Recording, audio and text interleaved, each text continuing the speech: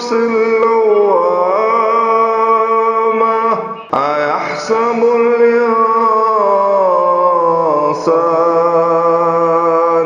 أيحسب الإنسان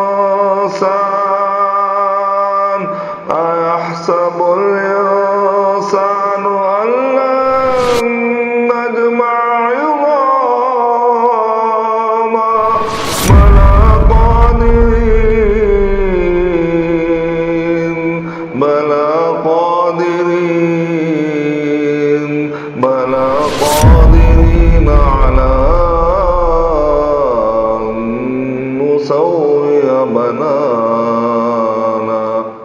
الحمد لله نحمده ونستعينه ونستغفره ونعوذ بالله من شرور أنفسنا ومن سيئات أعمالنا من يهده الله فلا مضل له ومن يضلل فلا هادي له وأشهد أن لا إله إلا الله وحده لا شريك له وأشهد أن محمدًا عبده ورسوله يا أيها الذين آمنوا اتقوا الله حق تقاته ولا تموتن إلا وأنتم مسلمون يا أيها الناس اتقوا ربكم الذي خلقكم من نفس واحدة وخلق منها زوجها وبث منهما رجالا كثيرا ونساء واتقوا الله الذي تساءلون به والأرحام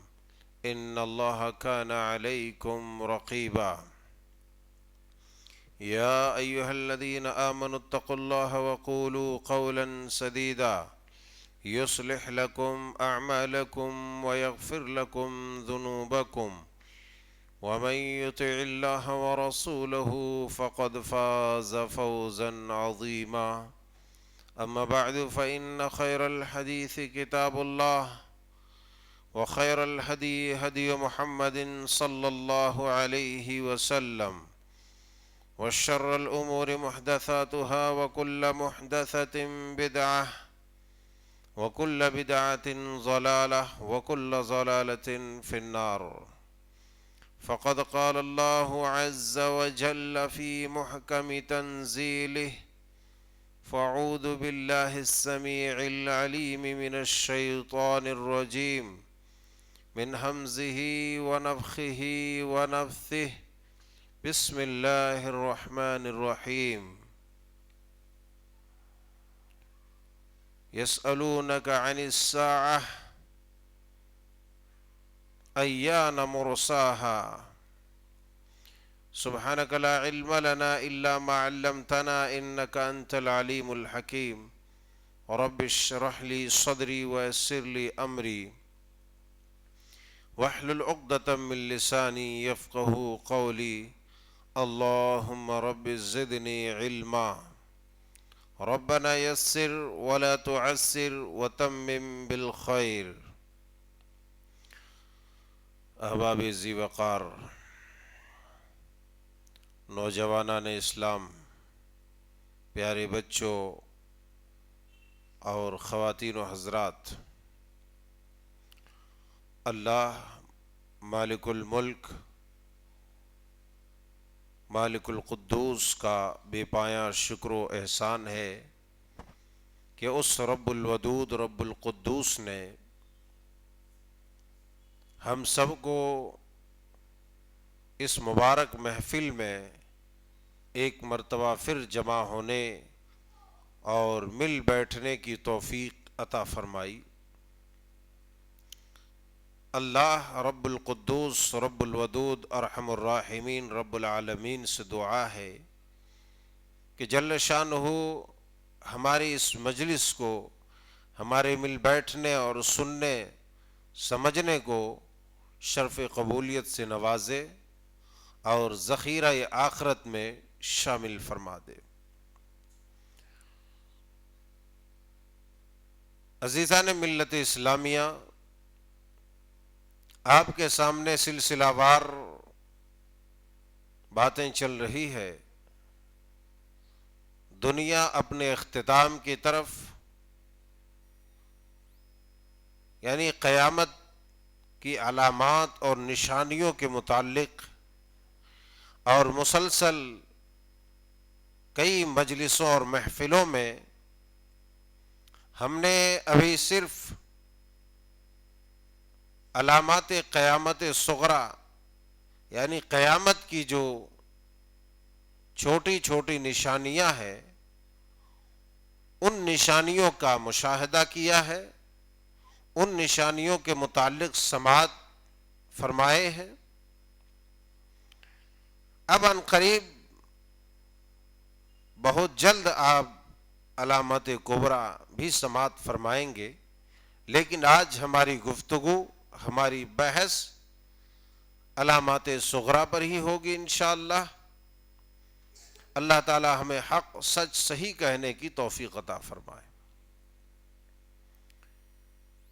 اور یوں آپ ایک بات ذہن نشین کر لیں کہ جس طریقے سے علامات قیامت ہمارے بیچ آتی جائیں گی اور ایک سے بڑھ کر کے ایک نشانیاں جو ہمارے سامنے آئیں گی، وہ علامات اور وہ نشانیاں ہمیں قیامت کے اتنے ہی قریب کا پتہ بتائے گی جس طریقے سے قیامت کی نشانیاں ہمارے سامنے ظاہر ہوں گی۔ یعنی ایک نشانی کے بعد دوسری نشانی اس سے بڑی اور اس سے پرفتن اور اس سے خوفناک اور اس سے خطرناک ہوگی۔ لوگ سوچیں گے کہ یہ تو ابھی گزرا ہے، اب شاید یہ ختم ہو جائے یا اس میں مبتلا ہو کر کے ہم ہی ختم ہو جائیں، لیکن ایسا نہیں ہوگا، بلکہ اس کے بعد اس سے خطرناک آئیں گی، اس سے خوفناک فتنہ آئے گا، اور یہ سلسلہ چلتا رہے گا یہاں تک کہ قیامت کے لیے سور پھونک دیا جائے گا اور کائنات عالم درہم برہم ہو جائیں گے۔ بہر صورت باتیں چلی تھی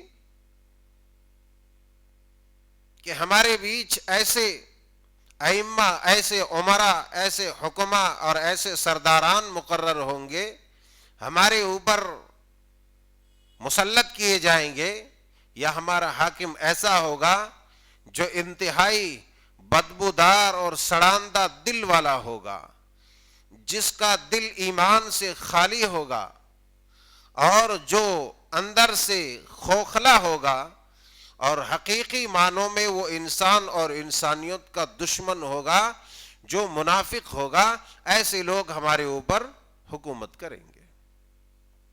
اور رسول اللہ صلی اللہ علیہ وسلم نے صحابہ اکرام رضوان اللہ علیہم اجمعین کے سامنے اس خوف کو ظاہر بھی کیا تھا کہ مجھے خوف اس بات کا ہے کہ تمہارے اوپر گمراہ ائمہ مسلط کر دیے جائیں گے، تمہارے اوپر گمراہ حاکم مسلط کر دیے جائیں گے۔ اور جب ہم دنیا کا معائنہ کرتے ہیں تو ہمیں معلوم ہوتا ہے کہ دن بدن صورتحال بگڑتی چلی جا رہی ہے، اور یہاں تک کہ معاذ اللہ مملکت اسلامیہ کے اندر بھی ایسے لوگوں کے سرپرست اور ایسے لوگ حاکم اور امیر بن رہے ہیں جو واقعی صحیح معنوں میں جس کا دل دین اور ایمان سے خالی ہوتا ہے۔ اور یہی وجہ ہے کہ جن بت پرستیوں کا آپ نے خدشہ ظاہر کیا تھا اور جن بت پرستیوں کے متعلق آپ نے کہا تھا یہاں تک کہ عرب لوگ بھی بت پرستی میں مبتلا ہو جائیں گے، وہ زمانہ آ چکا ہے اور قریب ہے۔ انشاءاللہ اس ضمن میں جو احادیث ہے ہم بعد میں اسے رکھنے کی کوشش کریں گے۔ اس سے قبل میں ایک حدیث مبارکہ آپ کے سامنے رکھوں جو قیامت کی نشانیوں میں سے ہے۔ عن انس رضی اللہ تعالی عنہ قال قال رسول اللہ صلی اللہ علیہ وسلم ان من اقتراب الساعة ان يرى الهلال قبلا فيقال ليلتين وان تتخذ المساجد طرقا وان يظهر موت الفجاءة۔ رواہ ابن ماجہ۔ رواہ الترمذی فی ابواب الفتن. حضرت انس رضی اللہ تعالی عنہ نے اس حدیث مبارکہ کو بیان کیا ہے، اور امام طبرانی نے بھی اس روایت کو المعجم الاوسط کے اندر بیان فرمایا ہے. معنی کیا ہوا کہ رسول اللہ صلی اللہ علیہ وسلم نے ارشاد فرمایا کہ ان من اقتراب الساعہ، قیامت کی نشانیوں میں سے ایک نشانی یہ ہوگی کہ ان یری الہلال قبل، کہ جو چاند نظر آئے گا آسمان پر پہلی تاریخ کا، وہ بہت بڑا نظر آئے گا. پہلی تاریخ کا جو چاند نظر آئے گا، عربی تاریخ چاند سے شروع ہوتی ہے، جسے قمری تاریخ کہتے ہیں، عربی تاریخ بھی کہتے ہیں. تو پہلے دن کا جو چاند نظر آئے گا وہ چاند اتنا بڑا دکھے گا کہ فیقال لیلتین، لوگ کہیں گے ارے یہ ایک دن کا نہیں، یہ 2 دن کا چاند ہے، یہ دوسرے دن کا چاند ہے. یہی وجہ ہے کہ جب رمضان یا عید کا چاند نظر آتا ہے، چونکہ انہی 2 چاندوں کو دیکھنے کا اہتمام لوگ کیا کرتے ہیں، اور کچھ لوگ شعبان کا اہتمام کرتے ہیں، اور بہت کم لوگ پھر جو ہے ذی الحجہ کا اہتمام کرتے ہیں، کیونکہ زیادہ تر جو ہے ذمہ دار طرح کے لوگوں کا ان کی یہ ذمہ داری ہوتی ہے کہ ذی الحجہ وغیرہ کا چاند دیکھے. بہر صورت تو آپ نے فرمایا پہلی تاریخ اور پہلے دن کا جو چاند نظر آئے گا وہ اتنا بڑا دکھے گا کہ لوگ اسے 2 دن کا چاند کہے گا. لوگ کہیں گے یہ آج کا چاند نہیں ہے بلکہ یہ تو ایک دن پہلے کا چاند ہے.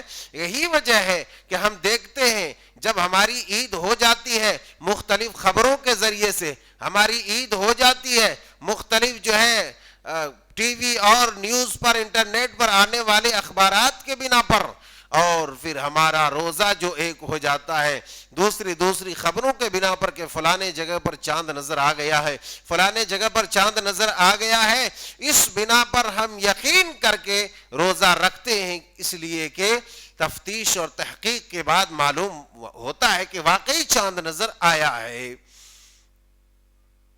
پھر جو ہے وہ چاند یا تو بعض دفعہ ہم پہلے اس طرح تفتیش کر لیتے ہیں، پہلے دن نظر نہیں آتا ہے، دیکھ نہیں پاتے ہیں تو چھوڑ دیتے ہیں اسے، پہلے دن عید نہیں کرتے ہیں یا روزہ نہیں رکھتے ہیں.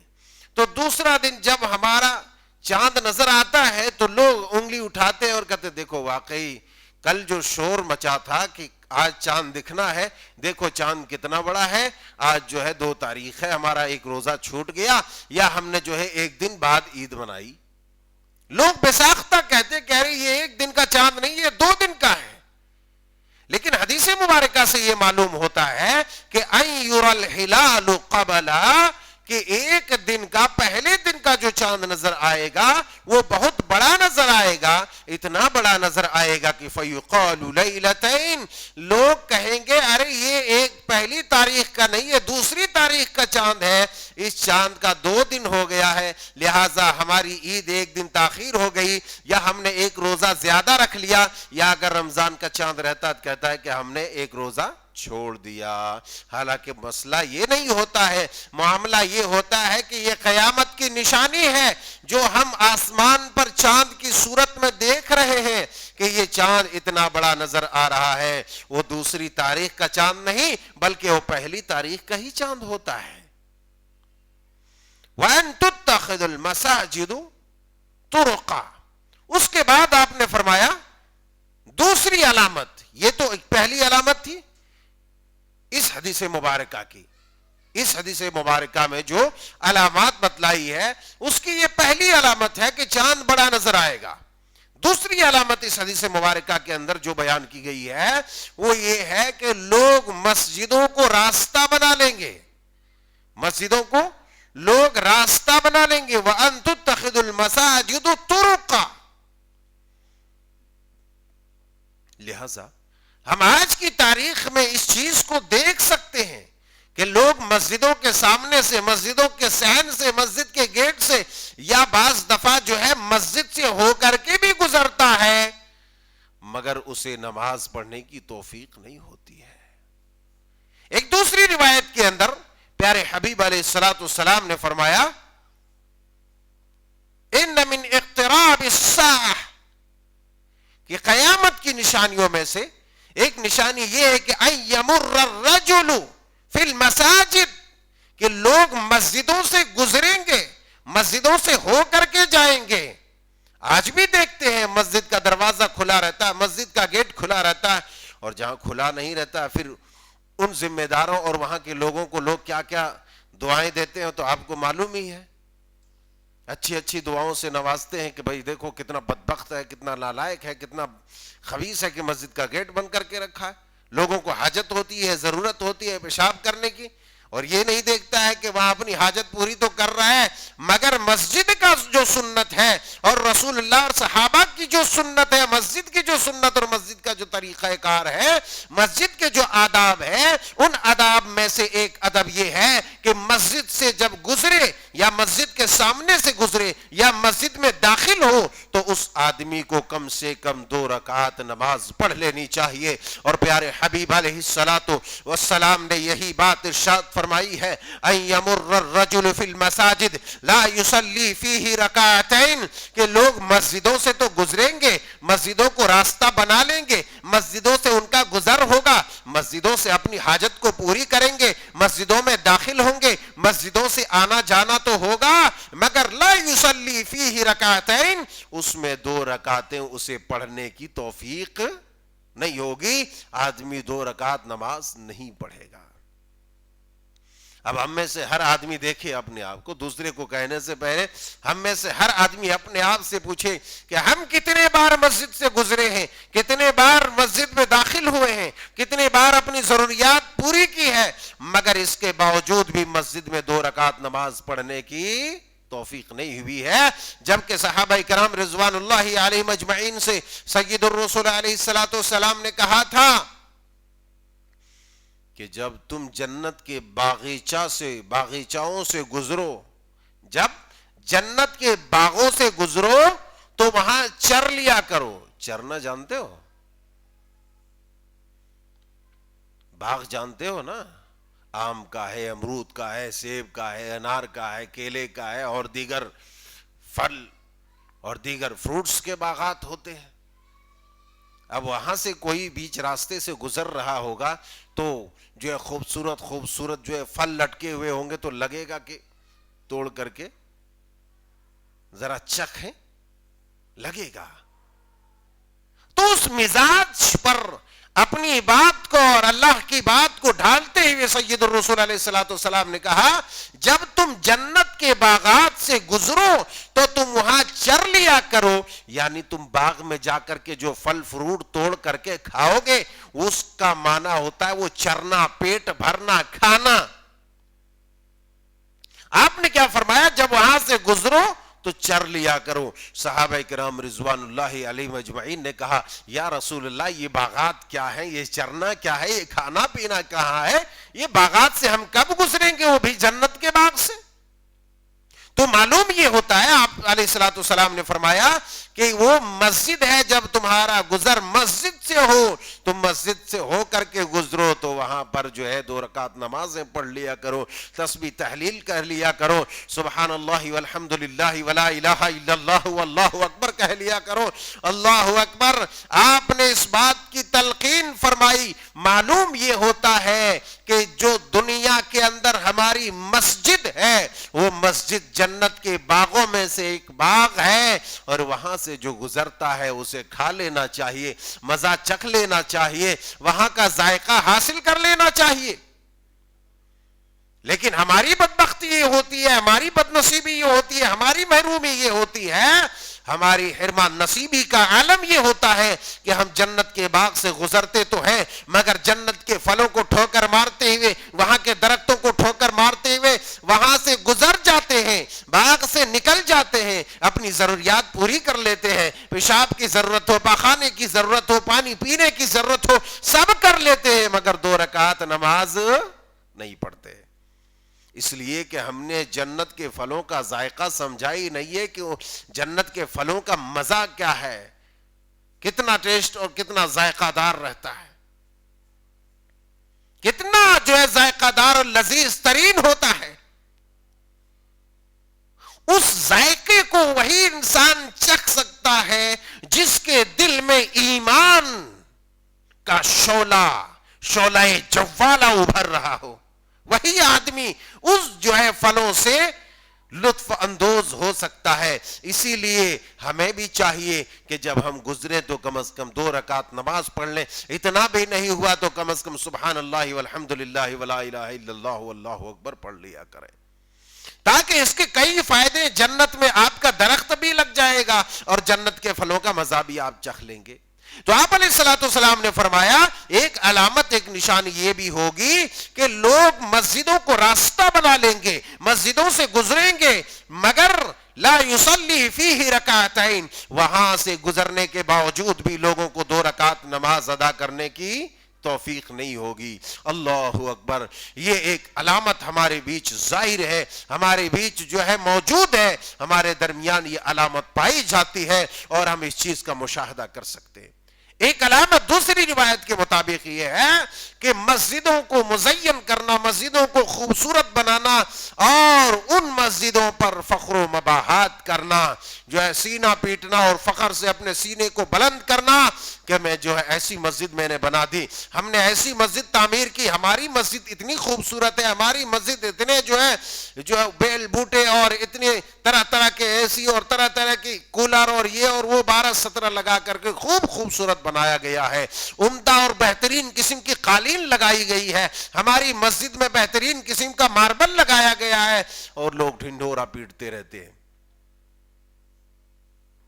لوگ ڈھنڈورا پیٹتے رہتے ہیں. آپ علیہ الصلوۃ والسلام نے ارشاد فرمایا کہ قیامت کی نشانیوں میں سے ایک نشانی یہ ہے ان یتباہی الناس فی المساجد. کیا ہے؟ ان یتباہی الناس فی المساجد, کہ لوگ مسجدوں کو بنائیں گے اور ان مسجدوں کے اوپر فخر کریں گے کہ ہمارے محلے کی مسجد, جامع مسجد, بڑی مسجد, اتنی خوبصورت, اتنی خوبصورت, اور اس پر صرف اور صرف فخر کریں گے. وہاں کے لگے ہوئے قالین, لگے ہوئے پتھر, لگے ہوئے ماربل, لگے ہوئے اے سی, لگے ہوئے پنکھوں کے اوپر, وہاں کی جو لائٹنگ سسٹم ہے, وہاں کے جو ساؤنڈ سسٹم ہے, ان تمام چیزوں کو لے کر کے ان یتباہی الناس فی المساجد, اپنی مسجدوں کے اوپر فخر جتائیں گے. آپ علیہ الصلوۃ والسلام نے ارشاد فرمایا کہ یہ قیامت کی نشانی ہے, اور یہ نشانی, یہ علامت ہمارے بیچ موجود ہے. آج لوگ جو ہے مسجدوں کے اوپر فخر کرتے ہیں, سالوں سال مسجد کی تزئین کاری میں, مسجد کو جو ہے خوبصورت بنانے میں, ڈیزائن کرنے میں انسان کو سالوں سال لگ جا رہا ہے. آدمی انتظار کر رہا ہے کہ مسجد کب بنے, ہم یہاں باجماعت نماز ادا کریں گے. لیکن سالوں سال مسجد کی تعمیر ہو رہی ہے, سالوں سال مسجد کا چندہ ہو رہا ہے, کاہے کے لیے؟ ہائی فائی مسجد بنانے کے لیے, خوبصورت مسجد بنانے کے لیے. ارے مسجد کو خوبصورت اگر بنانا ہے تو نمازیوں کے ذریعے سے بناؤ. مسجد کو خوبصورت بنانا ہے تو وہاں اچھے علماء کو امام منتخب کر کے بناؤ, اچھے مؤذن کا انتخاب کر کے بناؤ, اور تم اور تمہاری اولاد مسجدوں میں جا کر کے با جماعت نماز ادا کر کے مسجد کو مزین کرو, مسجد کو خوبصورت بناؤ. ورنہ مسجد کو خالی خوبصورت بنانے سے کوئی فائدہ نہیں ہے, کوئی فائدہ نہیں ہے, کوئی فائدہ نہیں. اس سے آپ جنت نہیں جا سکتے. یقیناً جس نے مسجد بنائی ہے, من بنا للہ مسجدا بنى اللہ لہ بیتا فی الجنہ, اللہ تبارک و تعالی اس آدمی کے لیے جنت میں گھر بناتا ہے جو دنیا میں اللہ کا گھر مسجد کی تعمیر کرتا ہے. مگر اللہ اور اس کے رسول نے کہیں یہ نہیں کہا کہ فضول خرچیاں مسجد میں ہو, فضول ڈیزائننگ مسجد میں ہو, اور فضول چیزوں کو مسجد میں لا کر کے کھڑا کیا جائے. جہاں 5 لاکھ میں مسجد تیار ہو جائے گی, وہاں جو ہے 15-20 لاکھ اور 50 لاکھ لگائے جائے. کروڑوں کروڑ کی آج مسجدیں بن رہی ہیں, مگر وہاں کے ذمہ داران, وہاں کے صدور, وہاں کے نظما, وہاں کے پریزیڈنٹ اور وہاں کے جو ہے ذمہ داران لوگ خالی فخر کرنے پر لگے ہوئے, اس محلے کے, اس وہاں کے مصلی فخر کرنے پر لگے. ارے تمہارا یہ غرور, یہ فخر, یہ جو ہے اس مباحیت میں مبتلا ہونے کی وجہ سے اللہ تبارک و تعالی تمہاری نیکیوں کو ضائع کر دے گا اور تمہیں بھی ضائع کر دے گا. تو ضرورت ہمیں اس بات کی ہے مسجد کی تعمیر کے بعد اس کو نمازیوں کے ذریعے سے آباد کاری اس کی جائے اور اس کو آباد کرایا جائے, نہ کہ طرح طرح کے جو ہے ڈیزائن کر کے اور طرح طرح کے جو ہے پھول بیل بوٹے سے مزین کر کے, بلکہ اس چیز کو اللہ کے پیارے حبیب علیہ الصلوۃ والسلام نے قیامت کی علامت کہی ہے, اور یہ چیز ہمارے سامنے موجود ہے. آج مسجدیں قریب قریب ہیں, قیمتی سے قیمتی, بڑی بڑی لاگت اور بڑی بڑی رقم صرف کی جا رہی مسجدوں میں, مگر نمازی نہیں.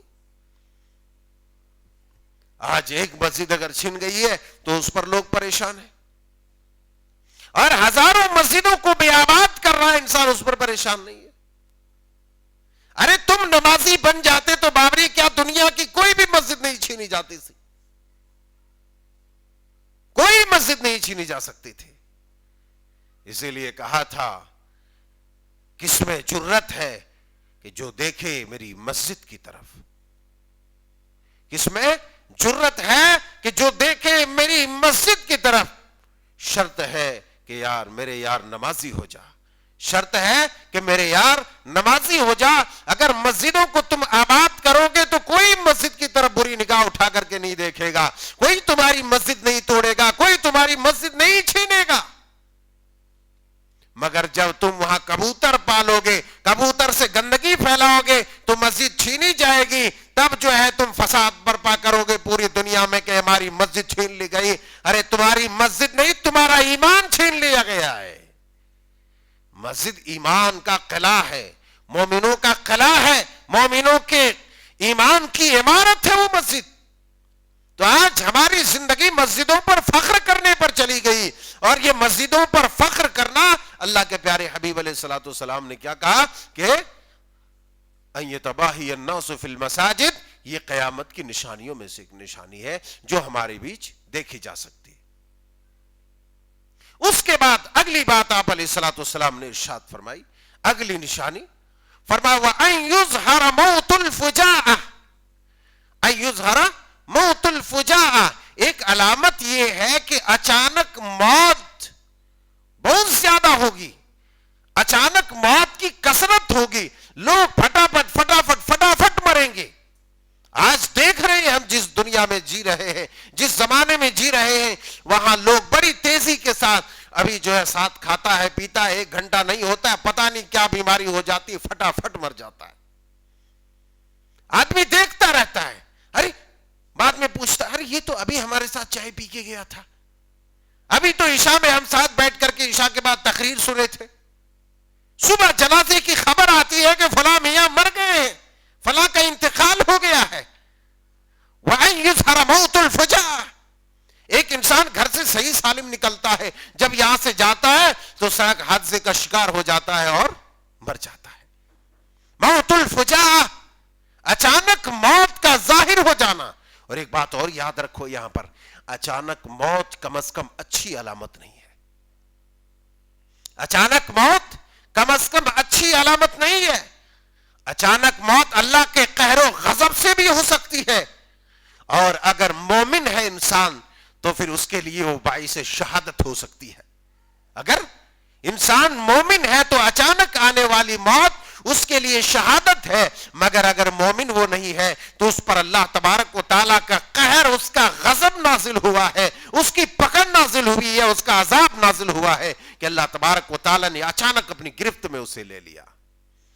اور آج ہم زندگی گزارتے ہیں, مست مگن زندگی گزارتے ہیں, ہمیں پتہ بھی نہیں چلتا ہے کہ اچانک ملک الموت آ کے دستک دے دیتا کہ اب آ گیا ہوں, چلو. ملک الموت اچانک آ جاتا, کہتا چل آ گیا ہوں, تب اسے رک جاؤ ذرا ہم کچھ کر لیں. اب کوئی وقت نہیں ہے, اب کچھ کرنے کا وقت نہیں ہے. وَلَن يُؤَخِّرَ اللَّهُ نَفْسًا إِذَا جَاءَ أَجَلُهَا, اب کوئی وقت تمہیں نہیں دیا جائے گا, تمہارا وقت آن پڑا ہے, اس لیے اب تمہارے خاتمے کا وقت ہے. وہ پریشان ہو جاتا ہے اور پھر اچانک اس کی موت ہو جاتی. تو اچانک موت کا آ جانا, اچانک موت ہمارے زمانے میں بہت زیادہ ہو رہی, ہارٹ اٹیک ہو جا رہا, برین ہیمریج ہو جا رہا, پتہ نہیں کیا کیا ہو جا رہا ہے, کس بہانے سے انسان مر جا رہا ہے. انسانوں کو پتہ ہی نہیں چل رہا ہے. لہٰذا ہمیں یہ معلوم ہوتا ہے کہ یہ موت کی کثرت اور اچانک موت کی کثرت ہمیں یہ آگاہ کرتی ہے, یہ موت کی کثرت ہمیں آگاہ کرتی ہے کہ اے دنیا کے رنگینیوں میں مست مگن لوگوں, اے خواب غفلت میں پڑے ہوئے لوگوں, یہ اچانک موت تمہیں بھی آواز دیتی ہے, تمہیں بھی پیغام دیتی ہے کہ ممکن ہے کہ تمہارے پاس بھی اچانک موت آ جائے گی, تمہارے پاس بھی وہ خبر آ جائے گی اچانک. فَإِذَا جَاءَتِ الصَّاخَّةُ, وہ چیخ کی شکل میں قیامت جو ہے برپا ہو سکتی ہے, وہ بھی اچانک آئے گی. وَأَن يُظْهَرَ مَوْتُ الْفُجَاءَ, تو یہ علامت بھی ہمیں بتاتی ہے کہ قیامت بہت قریب ہے, اور وہ قیامت بھی اسی طرح سے اچانک آئے گی جس طریقے سے آج اچانک موت ہمارے بیچ آ رہی ہے. تو ہمیں ڈرنا چاہیے کہ ہم میں سے پتہ نہیں کون کب کس کے اوپر جو ہے اچانک موت طاری ہو جائے. تو اس طریقے سے علامات قیامت ہے, قیامت کی یہ ساری نشانیاں ہیں. ایک اور روایت, جس طریقے سے زمانہ گزرتا چلا جائے گا اس طریقے سے گرچہ مال کی, دولت کی اور تمام چیزوں کی فراوانی تو ہوگی, مگر اس کے باوجود بھی قحط, اس کے باوجود بھی جو ہے بے برکتی, ذہاب البرکہ, برکت کا ختم ہو جانا ہوگا, اس کے باوجود بھی برکت ختم ہو جائے گی. اللہ کے پیارے حبیب علیہ الصلوۃ والسلام نے ارشاد فرمایا, حضرت ابو ہریرہ رضی اللہ تعالیٰ عنہ بیان فرماتے ہیں, لیست السنۃ بألا تمطروا ولكن السنۃ ان تمطروا وتمطروا ولا تنبت الارض شیئا. یہ مسلم شریف کتاب الفتن کی حدیث مبارکہ ہے. حضرت ابو ہریرہ رضی اللہ تعالیٰ عنہ بیان فرماتے ہیں کہ پیارے رسول علیہ الصلوۃ والسلام نے ارشاد فرمایا, جو میں بیان کر رہا ہوں یہ بھی قیامت کی ایک نشانی ہے, ذہاب البرکہ, برکت کا ختم ہو جانا, برکت کا چلی جانا. جس سماج میں ہم جی رہے ہیں ہر ایک چیز کی فراوانی ہے, ہر ایک چیز کی کثرت ہے, مگر اس کے باوجود کہیں نہ کہیں بے برکتی کے شکار ہے, برکت نہیں ہو رہی ہے. آدمی قلق و اضطراب میں مبتلا ہے, آدمی کا دل مطمئن نہیں ہے, آدمی کا دل پرسکون نہیں ہے, آدمی کا دل پھر بھی بے چین ہے, جو ہے آدمی ڈپریشن کے شکار ہے, آدمی کا ذہن و دماغ اکھڑا ہوا ہے, آدمی پریشان ہے. اللہ کے پیارے حبیب علیہ الصلوۃ والسلام نے ارشاد فرمایا, لیست السنۃ بألا تمطروا ولكن السنۃ ان تمطروا وتمطروا ولا تنبت الارض شیئا. کہ قحط یہ نہیں ہے, قحط اکال یہ نہیں ہے, قحط سالی پڑ جاتی ہے, اناج کم پڑ جاتے ہیں اور جو ہے کھانے پینے کی چیزیں کم پڑ جاتی ہے. تو آپ نے فرمایا کہ قحط یہ نہیں ہے کہ آسمان سے بارش نہ برسے. آسمان سے بارش برسنے کا مطلب ہے برکت کا نزول. آسمان سے بارش برسنے کا مطلب ہے برکت کا نزول, کہ اللہ برکتیں نازل کر رہا ہے آسمان سے بارش کے ذریعے سے. اس لیے کہ اناج, غلے جات, نباتات اور کھانے پینے کی چیزیں جو زمین سے نکلتی ہے اس کو بارش کے پانی کی ضرورت ہوتی ہے. اللہ اکبر. یہی وجہ ہے جب آسمان بارش برسانا چھوڑ دیتا ہے تو ساری دنیا میدانوں میں نکل جاتی ہے, اور پھر اللہ تبارک و تعالیٰ سے دعا کرتی ہے کہ اے اللہ ہمارے اوپر بارش برسا, اپنے ان بے زبان مخلوقات کے سلسلے ان کے اوپر جو ہے رحم کرتے ہوئے, کم از کم جو تیری مخلوق مرتی چلی جا رہی ہے, بے زبان مخلوقات جو ہے چوپائے, جانور, کیڑے مکوڑے, یہ ساری چیزیں مر رہی ہے, ہماری کھیتیاں مر رہی ہے, اللہ تو آسمان سے بارش نازل فرما. تو معلوم یہ ہوتا ہے کہ بارش کی صورت میں اللہ تبارک و تعالی آسمان سے برکتیں نازل فرماتا ہے. تو آپ نے فرمایا کہ قحط یہ نہیں ہے کہ اللہ تبارک و تعالی آسمان سے بارش نازل نہ کرے, بلکہ بارش تو نازل کرے گا, لیکن ولا تنبت الارض شیئا, کہ پھر اللہ تبارک و تعالی زمین سے کوئی جو ہے غلے جات, کوئی نباتات پیدا نہیں کرے گا, زمین کوئی چیز نہیں اگائے گی. دھان ہے, گیہوں ہے, کھانے پینے کی سبزیاں ہیں, پھل ہے, فروٹ ہے, جو زمین سے نکلتی ہے اس میں کمی ہو جائے گی، زمین ایسے پودوں کو جنم دینا چھوڑ دے گی۔ ظاہر سی بات ہے جب زمین ایسی چیزیں نہیں نکالے گی تو پھر ہماری خوراک کم ہو جائیں گی، ہمارے غلے جات کم ہو جائیں گے، ہمارے دھان چاول گیہوں اور دیگر اشیاء خوردونوش کھانے پینے کی چیزیں کم ہو جائیں گی، تو پھر ہوگا کیا کہ انسان مرنے لگے گا۔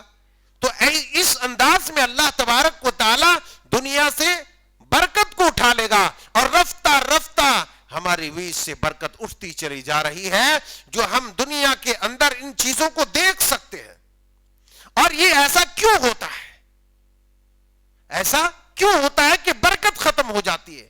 ظاہر سی بات ہے جہاں پر تاریکی آ جائے گی، جہاں پر بتی بجھ جائے گی، لائٹ بند ہو جائے گی، وہاں پر تو اندھیرا چھا ہی جائے گا۔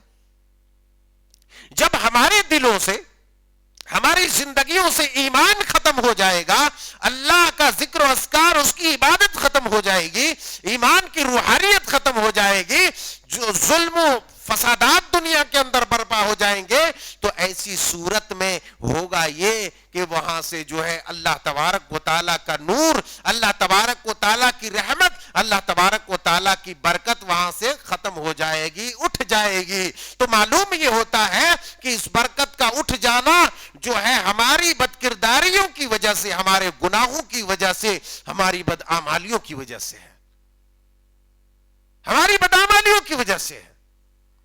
اللہ اکبر۔ تو ایک قیامت کی علامت یہ بھی ہے کہ برکت کا ختم ہو جانا۔ جس زمانے میں ہم جی رہے ہیں یہاں سے بھی برکت ختم ہوتی چلی جا رہی ہے۔ ایک روایت اور آپ کے گوش گزار کروں، اس کے بعد ایک اور پھر اس نشست کو آج برخاست کریں گے۔ ایک علامت جو قبیح گناہ اور قبیح جرم ہے، مگر اچھے خاصے نمازی لوگ بھی اس گناہ کو شوق سے کرتے ہیں، اچھے خاصے لوگ بھی اس گناہ کو شوق سے کرتے ہیں۔ تو آپ شوق کریں، مگر جب اس کا بھوگ آپ کے اوپر ہوگا، بھگتنا پڑے گا، تب پتہ چلے گا۔ حضرت عبداللہ ابن عباس رضی اللہ تعالیٰ عنہما بیان فرماتے ہیں کہ اللہ کے پیارے حبیب علیہ الصلوۃ والسلام نے ارشاد فرمایا، ابو داؤد شریف کتاب اللباس کے اندر حدیث مبارکہ موجود ہے، یکون قوم یخزبون فی آخر الزمان السواد کحواصل الحمام لا یریحون رائحة الجنہ۔ حضرت عبداللہ ابن عباس رضی اللہ تعالیٰ عنہ بیان فرماتے ہیں کہ قیامت کے قریب کچھ لوگ ایسے آئیں گے، کچھ لوگ ایسے آئیں گے کہ یکون قوم یخزبون فی آخر الزمان السواد کحواصل الحمام، کہ کبوتر کا سینہ دیکھے ہو کبوتر نہیں دیکھو کیسا رہتا ہے،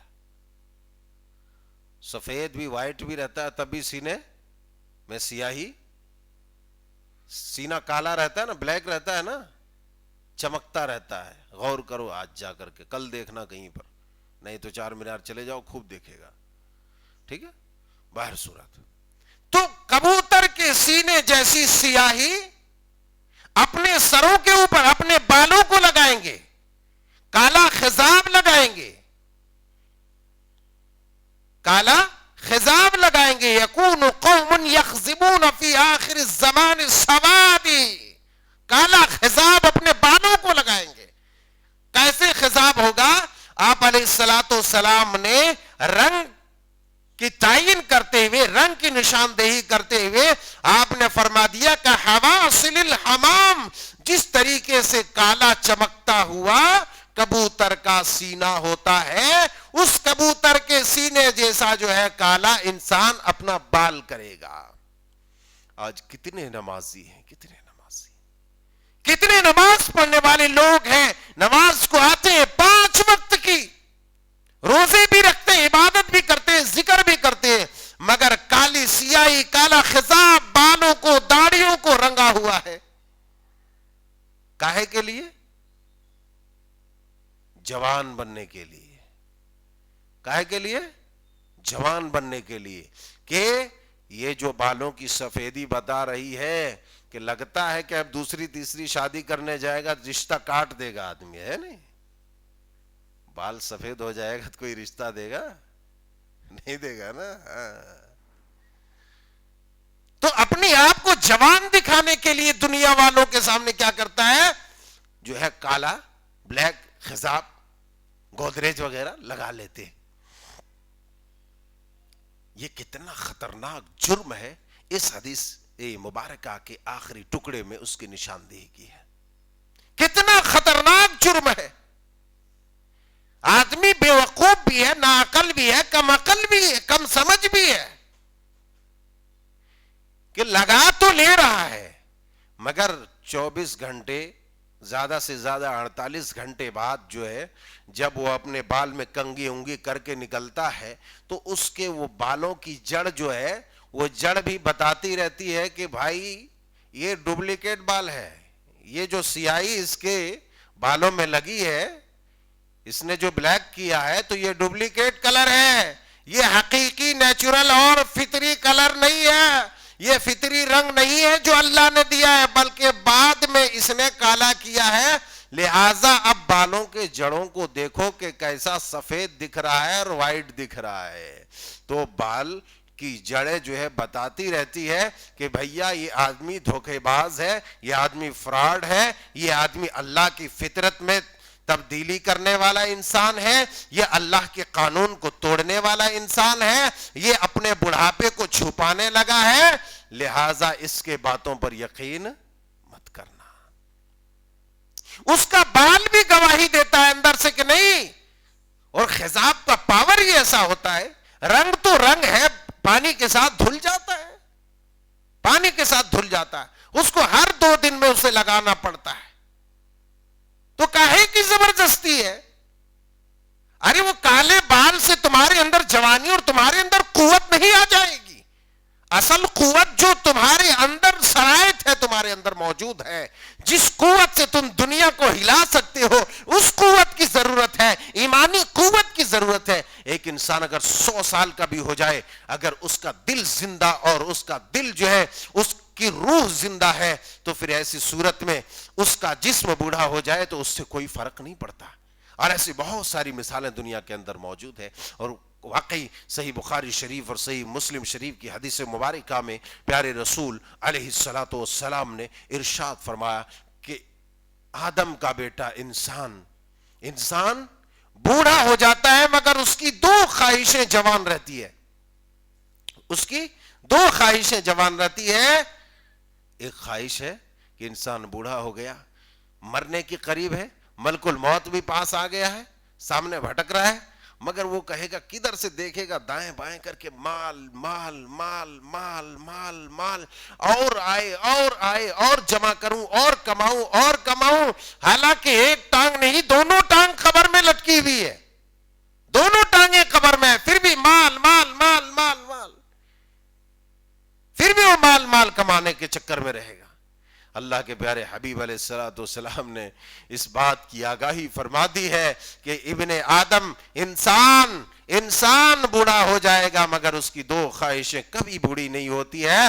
مرنے کے قریب رہے گا پھر بھی وہ چاہے گا کہ 1 لاکھ اس کے پاس ہے تو اس کو 5 لاکھ ہو جائے 24 گھنٹے میں، ہے کہ نہیں؟ دیکھ لو، نہیں تو بوڑھے ہوگے تو دیکھنا لگے گا ایسا. اس کے بعد آپ نے فرمایا دوسری خواہش جوانی کی. آخر جو ہے ڈینڈنگ پینڈنگ کرتا ہے وہ اس کی وجہ ہے نا بھائی، ہے وہ جوانی کو بتانا چاہتا ہے کہ ابھی شکتیشالی ہمارے اندر موجود ہے، کوئی ٹکرانے کی جرات نہ کرے. اپنی شکتیشالی اپنا پاور بتانے کے لیے میں بھی جوان ہوں، میں بوڑھا نہیں ہوں، لہذا میرا بال سفید نہیں ہوا، میرا بال کالا ہی ہے. کہاں تک چھپاؤ گے؟ حقیقت چھپ نہیں سکتی بناوٹ کے اصولوں سے، ہے نہیں؟ حقیقت چھپ نہیں سکتی بناوٹ کے اصولوں سے، اور خوشبو آ نہیں سکتی کاغذ کے پھولوں سے. آرٹیفیشل جو پھول ہوتا ہے بنتا ہے اس سے خوشبو آتی ہے؟ نہیں آئے گی. تم خوب کاغذ کا پھول بناؤ، اس میں جو ہے پینٹ بھی مارو، رنگ بھی کرو، رنگ بھی چڑھاؤ، خوب سونگو، ناک میں ٹھوس دو، خوشبو ہی نہیں آئے گی. اور حقیقت کو دبانے کے لیے تم کچھ بھی کر لو. حق دب تو سکتا ہے مگر کبھی ختم نہیں ہو سکتا ہے. حق کو، سچ کو کبھی ختم نہیں کیا جا سکتا ہے. حق مقدور تو ہو سکتی ہے مگر حق کبھی مفقود نہیں ہو سکتی ہے. اللہ اکبر. ایسی چیز ہے حق. حق کبھی ختم ہونے والی چیز نہیں ہے، بلکہ تھوڑی دیر کے لیے اسے دبایا جا سکتا ہے. دبایا جا سکتا ہے، رنگ اونگ چڑھا کے زبردستی طاقت کے بلبوتے سے اسے دبایا جا سکتا ہے، مگر اسے ختم نہیں کیا جا سکتا ہے. تو معلوم یہ ہوتا ہے کہ اصل جو قوت اس کے اندر ہے اس قوت کے اوپر آنا چاہیے. اللہ کی فطرت میں اسے تبدیلی نہیں کرنی چاہیے. اللہ کی فطرت کو بدلنے کی کوشش نہیں کرنی چاہیے. اصل جو اس کی حیت و کیفیت ہے اس پر اسے رہنا چاہیے. آپ نے فرمایا کہ جوان ہونے کی خواہش ہمیشہ رہتی ہے، ہمیشہ رہتی ہے. 80 سال 300 سال کا بڈھا ہے تب بھی وہ سوچے گا کاش کہ میرے اندر جوانی والی قوت آ جاتی، میرے اندر جوانی والی قوت آ جاتی، تب بھی وہ جوان ہونے کی کوشش کرتے رہتا. یا لیت الشباب یعود، کہ اے کاش کہ میری جوانی لوٹ جاتی، اے کاش کہ میری جوانی لوٹ آتی. لیکن اب جوانی ایسی چیز ہے لوٹنے اٹھنے والی ہے نہیں، اسی لیے جوانی میں زیادہ مستانی مت کرو. اپنی جوانی کو مستانی مت بناؤ، دیوانگی میں مت کھپاؤ، بلکہ حقیقی جو جوانی تمہیں ملی ہے اللہ تبارک و تعالیٰ کی عبادت اور اس کی اطاعت کے لیے، اس جوانی کو وہاں خرچ کرو تاکہ تمہاری جوانی ہمیشہ جوان رہے. تمہاری جوانی ہمیشہ جوان رہے. اگر تم انسان اپنی جوانی کو ہمیشہ جوان رکھنے کی کوشش کرتا ہے، اپنی روح کو ہمیشہ جو ہے مضبوط تر و تازہ رکھنا چاہتا ہے، تو اس کے لیے یہی کہ اللہ اور اس کے رسول کی اطاعت اپنی زندگی میں بھرپور اتار لے. وہ 100 سال کا بوڑھا ہوگا تب بھی جو ہے وہ جوان ہی رہے گا، اس کی روح جوان رہے گی. بہر صورت حدیث مبارکہ کا آخری حصہ دیکھیں، بات طول طویل ہوتی چلی جا رہی. تو قیامت کی ایک علامت کیا ہے کہ انسان کالا خضاب لگائے گا. کالا خضاب. اور دیکھو فطرت کیا ہے، فطرت کیا ہے. بوڑھے لوگ اپنے بالوں کو کالے کر رہے ہیں، البتہ لال کرنے کی اجازت ہے کہ نہیں؟ لال مہندی لگاؤ، لال خضاب لگاؤ، اس کی اجازت ہے. براؤن کرو، اس کی اجازت ہے. مگر کالا کسی بھی صورت، چاہے وہ مرد رہے چاہے عورت رہے، مرد رہے چاہے عورت رہے. بعض بچیاں ہوتی ہے، بعض نوجوان بچے ہوتے ہیں. اس مسئلے کی جو ہے کلیریفائی ہونا بہت ضروری ہے کہ بچیاں جب ابھی 19 سال 20 سال کی ہوتی ہے بال سفید ہو جاتے ہیں، بچوں کے بال سفید ہو جاتے ہیں. تو یہ لوگ زیادہ کرتے ہیں، اس کی اجازت شریعت نے نہیں دی. میں کہاں سے یہ بات کر رہا ہوں؟ صحیح مسلم شریف، صحیح بخاری شریف کی حدیث میں طول طویل میں نہیں جا سکتا. ایک عورت آئی اور کہنے لگے اللہ کے رسول میری بچی کی شادی ہے اور اس کا سارا بال جھڑ گیا ہے. کیا؟